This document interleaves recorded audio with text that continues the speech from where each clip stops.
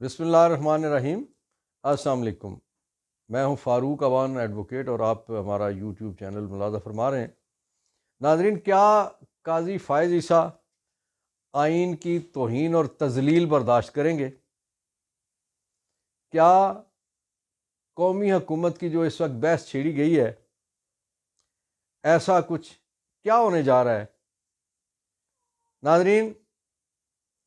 جو ایک تماشا نون لیگ عمران خان صاحب اور بشرا بی بی کے ساتھ لگانے جا رہے ہیں، کیا اس کا نتیجہ کیا نکلے گا؟ اور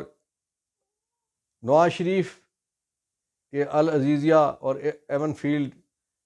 مقدمات میں کب تک کیا ہونے جا رہا ہے؟ غزہ میں عارضی جنگ بندی ہوئی ہے، مزید 2 دن کا اضافہ ہوا ہے، اور پی ٹی آئی کے چیئرمین جناب عمران خان کو چیئرمین شپ ہٹانے کے لیے مقدمہ الیکشن کمیشن میں 5 رکنی بینچ آج اس کی سماعت کرے گا۔ ان موضوعات سب پہ اور کچھ اور باتوں پہ بھی ابھی ہم انشاءاللہ اپنا تبصرہ تجزیہ پیش کریں گے۔ سب سے پہلے، کیا قاضی فائز عیسیٰ آئین کو روندے جانے کا حصہ بنیں گے؟ ایک بحث چھیڑ دی گئی ہے کہ جی الیکشن 8 فروری کو ہونے ممکن نہیں ہے۔ ایک بحث چھیڑ دی گئی ہے کہ الیکشن 8 فروری سے آگے جا سکتے ہیں۔ ایک بحث چھیڑ دی گئی ہے کہ الیکشن 2024 میں ہونے ممکن نہیں، اور ایک بحث ایسی چھیڑی جا رہی ہے کہ 10 سال کے لیے قومی حکومت جس میں مائنس پی ٹی آئی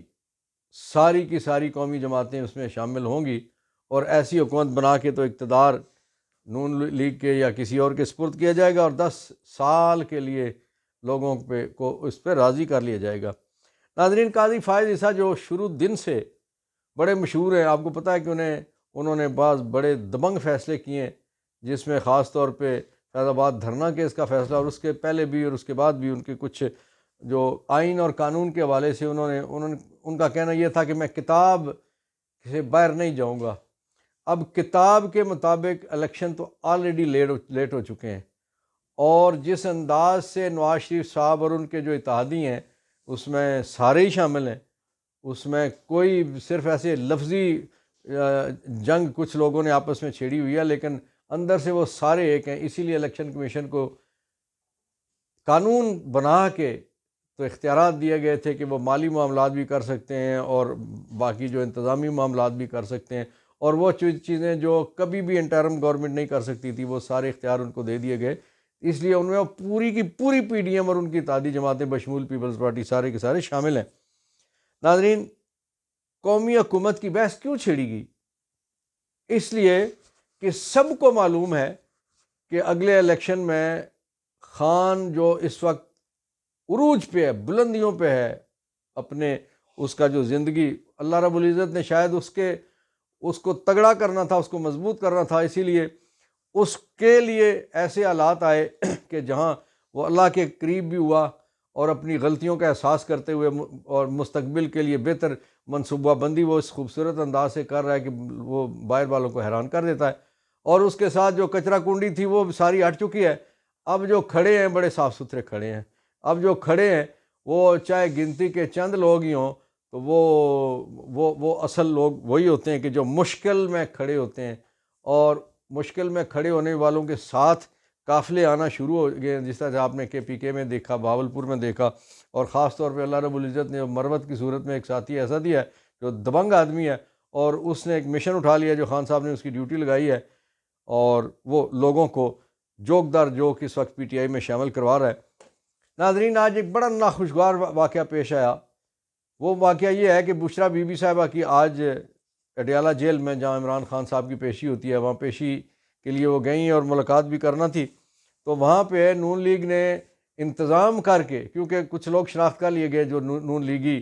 کارکن ہیں، کو 10-20 آدمیوں کو انہوں نے وہاں اکٹھا کر کے ایک ایسی جگہ پہ کہ جہاں پرندہ پر نہیں مار سکتا، اڈیالہ جیل کے جہاں سے جج صاحبان انٹر ہوتے ہیں، جہاں سے وی آئی پیز انٹر ہوتے ہیں، جہاں سے یعنی وہ چوکی بھی ہے اور وہاں پہ قدم قدم پہ پولیس ہوتی ہے، قدم قدم پہ سیکیورٹی ادارے ہوتے ہیں، اور اس جگہ پہ وہ بندے اکٹھے کر کے تو بی بی صاحبہ جب تشریف لائیں تو اور پھر جانے لگی تو ان کی گاڑی پہ نعرے بازی ہوئی اور گالم گلوچ بھی اور سارا کچھ فضولیات بکی گئیں۔ اور وہاں میں سلام پیش کرتا ہوں اپنے ہمارے پنڈی بار کے ممبر قاضی نور الاسلام ایڈوکیٹ، اس وقت وہاں تھے ہی 3-4 وکیل صاحبان جو 3 وکلاء تھے وہ جو پیش ہونے تھے، اور چوتھے یہ صرف قاضی صاحب تھے۔ اس کی وجہ یہ ہے کہ پی ٹی آئی کے ورکروں کو اور وکلاء کو، ہمارے جو آئی ایل ایف کے گروپ کے جو ہمارے سوری گروپس ہیں، اس میں یہ میسج چلا دیا گیا اور لوگوں کو ہدایت کر دی گئی کہ ان پیشیوں پہ آپ لوگوں نے پرامن رہنا ہے۔ اس کی وجہ یہ ہے کہ کسی بھی واقعے کو بنیاد بنا کے یہ خان صاحب کا جو جیل ٹرائل اس وقت نہ کرنے کا فیصلہ ہوا ہے، اور عدالت نے کہا ہے کہ جیل ٹرائل نہیں ہونا چاہیے بلکہ ٹرائل باہر ہونا چاہیے، تو وہ کل کسی نہ کسی بہانے سے خان صاحب کو باہر نہیں لائیں گے اور ان جج صاحب سے کوئی ایک لیٹر لکھوا لیں گے، اور اس پہ پھر سرکار ایک نوٹیفیکیشن کر دے گی اور خان صاحب کو لوگوں سے دور رکھا جائے گا۔ اس لیے پی ٹی آئی کے کارکنوں کو تو منع کر دیا گیا تھا، لیکن یہ کیسا ہوا، کیوں ہوا، اس پہ کوئی نوٹس لے گا؟ کوئی عدالت ایسی ہے، کوئی ادارہ ایسا ہے کہ جو نوٹس لے کہ بشرا بی بی کی گاڑی پہ حملہ کرنے والے، حملہ آور ہونے والے، وہ لغویات بکنے والے وہ جو لوگ تھے، ظاہر ہے سب کے چہرے 9 مئی کے چہرے تو شناخت کر کے تو ہزاروں لوگ پکڑ لیے گئے، تو ان میں سے کسی کو پکڑا جائے گا، کسی کے خلاف کوئی مقدمہ درج ہوگا، کوئی پرچہ درج ہوگا؟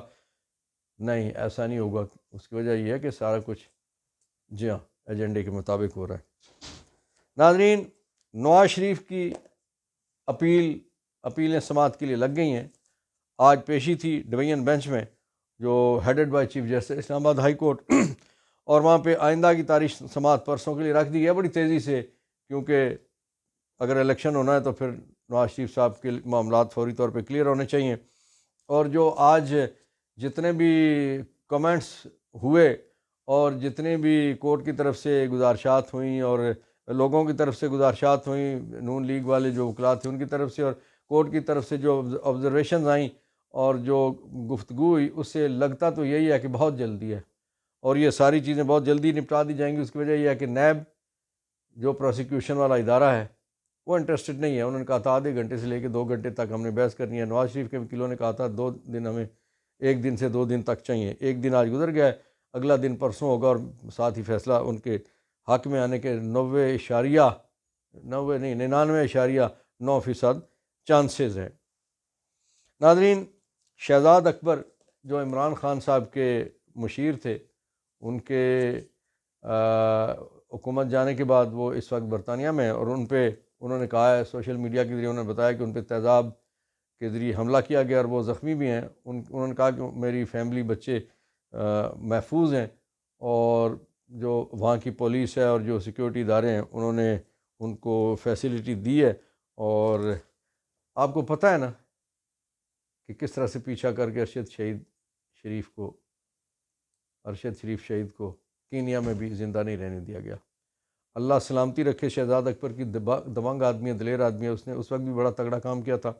اور آپ کو پتہ ہے کہ اس وقت بھی وہ بول رہے ہیں، اور جب بولتے ہیں تو تگڑا بولتے ہیں۔ تو یہاں بولنا تو میں جب بولوں گا تو بولوں گی، بولتا ہے،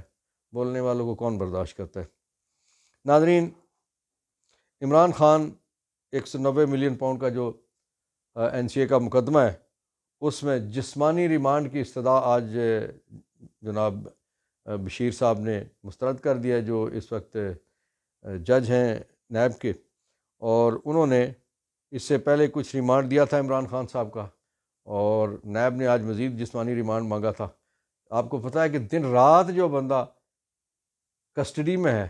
اس سے کتنی ایک لمبی آپ کو اور تحقیقات چاہیے، اس لیے اور ریمانڈ دینے کی بجائے جسمانی ریمانڈ کی استدعا مسترد کرتے ہوئے جوڈیشل ریمانڈ دے دیا گیا ہے۔ اور اب چونکہ جوڈیشل ریمانڈ ہوتا ہے تو پھر اس کا ملزم کو حق حاصل ہے کہ وہ ضمانت دائر کروا سکتا ہے، اور ان کے وکلاء نے ضمانت شاید دائر بھی کر دی ہے، اور انشاءاللہ العزیز اگر یہاں سے نہ صحیح ہائی کورٹ نہ تو سپریم کورٹ سے یہ ضمانت ہونے والی ہے کہ ایسی کچھ نہیں بنتا۔ ناظرین، خوش آئند بات یہ ہے کہ غزہ میں عارضی جنگ بندی جو 4 روزہ تھی اس کا آخری دن تھا، اور قطر اور مصر کی کوششوں کی وجہ سے حماس اور اسرائیل دونوں 2 دن کی مزید توسیع پہ راضی ہوئے ہیں، اور اس توسیع کو امریکہ نے بڑا خیر مقدم اس کا کیا ہے، اور امریکن یہ کہتے ہیں کہ امید ہے کہ جنگ بندی میں مزید توسیع ہوگی۔ یہ توسیع ظاہر ہے انسانی بنیادوں پر، اور اس وقت سچی بات تو یہ ہے کہ اسرائیل کے ہاتھ کھڑے ہو گئے۔ حماس تو ظاہر ہے انہوں نے تو اپنی ناو اور نیور والی بات ہے، ڈو اینڈ ڈائی والی بات ہے کہ اس وقت ان کے پاس تو اور کوئی چانس کوئی نہیں ہے، اور کوئی راستہ کوئی نہیں ہے، انہوں نے تو اپنی سرزمین کے لیے جانیں دینی ہے۔ لیکن اسرائیل کو جو سبکی ہوئی ہے کہ پوری دنیا جہاز بھر بھر کے، ٹرینیں بھر بھر کے، بحری جہاز بھر بھر کے، ہوائی جہاز بھر بھر کے، اسلحہ آ رہا ہے، امداد آ رہی ہے، اس کے باوجود وہ کسی طور غزہ کو فتح کرنے والا جو خواب انہوں نے دیکھا تھا وہ اس میں ناکام ہوئے۔ اس لیے اب اسرائیل بھی چاہتا ہے کہ جنگ بندی ہو جائے، لیکن دکھانے کے لیے وہ کہہ رہے ہیں اب امریکہ نے ہی تو یہ سارا کچھ کیا تھا۔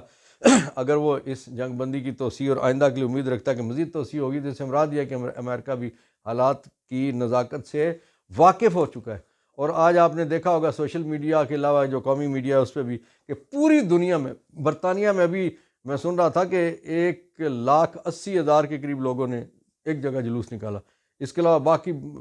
جو ممالک ہیں پوری دنیا کے، وہاں پوری دنیا میں اس وقت جلوس نکل رہے ہیں، اور پوری دنیا اسرائیل کے خلاف اور فلسطین کے ساتھ کھڑی ہے۔ اس کی وجہ یہ ہے کہ مظلوم جو ہے وہ کون ہے؟ مظلوم فلسطینی ہے جن کی وہ سرزمین ہے، وہاں جو قابض ہیں، جو کل خیراتی طور پہ وہاں گئے تھے اور اب وہ مالک بن بیٹھے،